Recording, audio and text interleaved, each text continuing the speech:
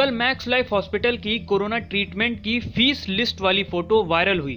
अब जरा ऊपर से नीचे तक नजर दौड़ाइए और सोचिए कि अगर आपको किसी का कोरोना ट्रीटमेंट कराना हो तो आप इनमें से कौन सी फीस पे कर पाएंगे। ये तो बात हुई इलाज की। इसके अलावा अगर आप एम्बुलेंस वगैरह इस्तेमाल करते हैं तो उसका खर्चा अलग से। अगर आप दवा खरीदेंगे तो उसका खर्चा अलग है। अगर आप बिना वेंटिलेटर के आईसीयू लेते हैं तो 53,000 रुपए, और अगर आप वेंटिलेटर के साथ आईसीयू लेंगे तो 73,000 रुपए, वो भी सिर्फ एक दिन के लिए। अब जरा सोचिए कि क्या भारत का एक आम आदमी इतने रुपए एक दिन में खर्च कर सकता है।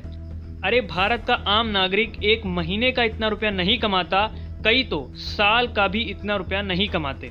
फैक्ट्स पर आए तो इंडिया में पर कैपिटा इनकम यानी प्रति व्यक्ति आय को देखें तो वो है करीब 12,000 रुपए, और मान लीजिए इन्हें दुर्भाग्यवश कोरोना का इलाज कराना पड़ जाए तो उनकी साल भर की कमाई करीब 2 दिन में ही खत्म हो जाएगी। ऐसे में आप अंदाजा लगा लीजिए कि भारत के आम नागरिक की इस महामारी के दौरान क्या दशा हो सकती है।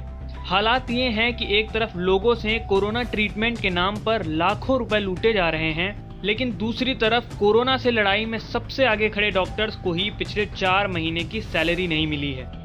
एक दूसरे का विरोध करने और राजनीति करने के बहुत समय आएंगे, लेकिन इन नेताओं और हॉस्पिटल प्रशासन को कौन समझाए कि आम आदमी की जिंदगी कोई एंड्रॉइड का मॉड गेम नहीं है जिसमें रुपए पैसे की कभी कमी ही ना पड़े।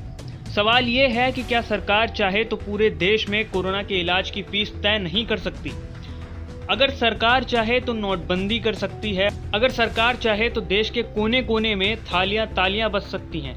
अगर सरकार चाहे तो पूरा देश लाइट्स ऑफ करके मोमबत्तियां जला सकता है।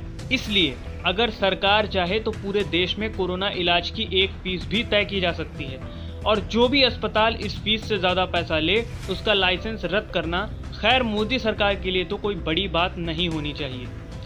अनलॉक फेज आने के बाद से ही लगभग हर रोज 10,000 से ऊपर कोरोना केस आ रहे हैं। ऐसे में हो सकता है कि आजमाइश के तौर पर देश को दी गई ये छूट जल्द ही वापस ले ली जाए और एक बार फिर से लॉकडाउन लगा दिया जाए, जिसके बाद इलाज कराने की प्रक्रिया और उसकी भागदौड़ और ज्यादा मुश्किल हो जाएगी।